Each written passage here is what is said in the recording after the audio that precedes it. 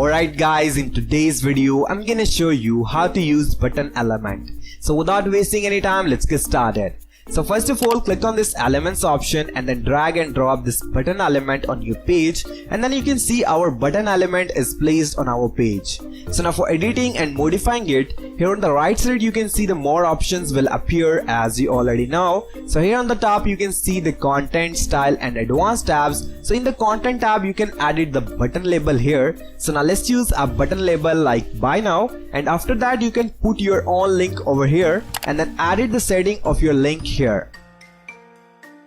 Next you can add your button ID here, and then next you can choose the icon for your button here. You can also select the icon from your computer storage, or you can choose from here as you like.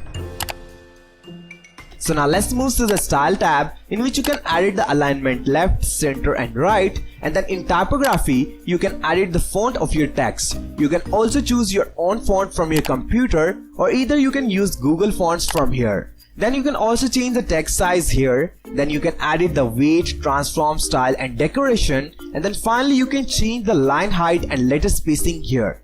Next you can add the shadow on your text, and then add the shadow on your button box if you like. Next you can add a little hover animation to your button, and then next you can add the text color here.